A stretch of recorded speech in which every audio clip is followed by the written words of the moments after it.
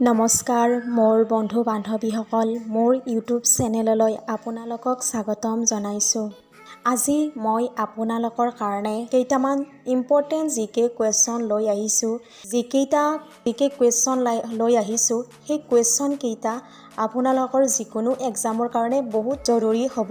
তেন্তে আহকচোন সেই জিকে কুৱেশ্যন কেইটা আলোচনা কৰোঁ। নাম্বাৰ 1, পৃথিৱীৰ আটাইতকৈ জনবহুল দেশ কোনখন? ইয়াতে 4টা অপশ্যন দিয়া হৈছে: চীন, ভাৰত, ব্ৰাজিল, ৰাছিয়া। এই 4টা অপশ্যনৰ ভিতৰত শুদ্ধ উত্তৰটো হৈছে চীন। চীন পৃথিৱীৰ আটাইতকৈ জনবহুল দেশ। নাম্বাৰ 2, শ্ৰীলংকাৰ ৰাজধানী কি? ইয়াত দিয়া আছে ছাইগোন, তৃণকমলি, কেন্দি, কলম্বো। শুদ্ধ উত্তৰটো হৈছে কলম্বো। শ্ৰীলংকাৰ ৰাজধানী হ'ল কলম্বো। তলত দিয়া কোনগৰাকী হ'ল ভাৰত ৰত্ন গ্ৰহণ কৰা প্ৰথম মহিলা?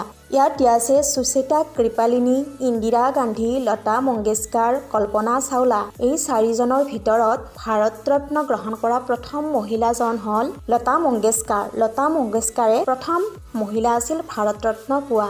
4 নম্বৰতে দ্য ডিস্কভাৰী অৱ ইণ্ডিয়া কিতাপখনৰ ৰচয়িতা কোন? ইয়াত দিয়া আছে R.K. নাৰায়ণ, জৱাহৰলাল নেহেৰু, ইন্দিৰা গান্ধী, স্বামী শিৱানন্দ। এই 4টা অপশ্যনৰ ভিতৰত শুদ্ধ উত্তৰটো হ'ল জৱাহৰলাল নেহেৰু। শিখ ধৰ্মৰ প্ৰতিষ্ঠাপক কোন আছিল?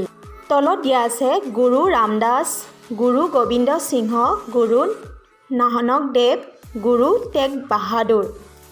শুদ্ধ উত্তৰটো হৈছে গুৰু নানক দেৱ। নম্বৰতে ভাৰতৰ লৌহ মানৱ বুলি কাক জনা যায়?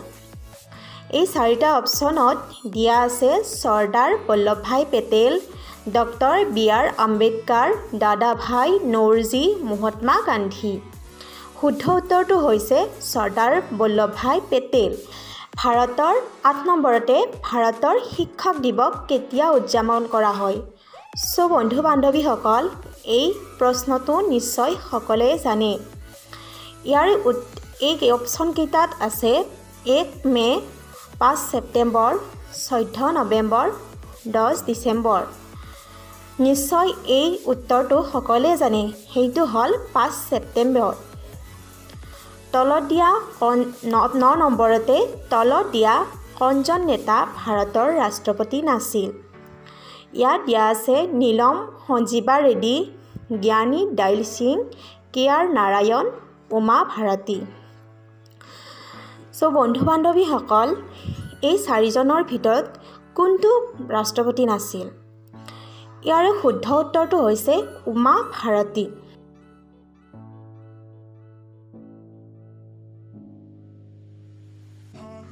10 নম্বৰতে বিশ্ব স্বাস্থ্য সংস্থা মুখ্য কাৰ্যালয় ক'ত অৱস্থিত?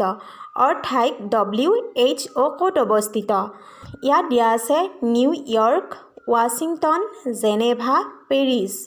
এই 4টা অপশ্যনৰ ভিতৰত শুদ্ধ উত্তৰটো হৈছে জেনেভা।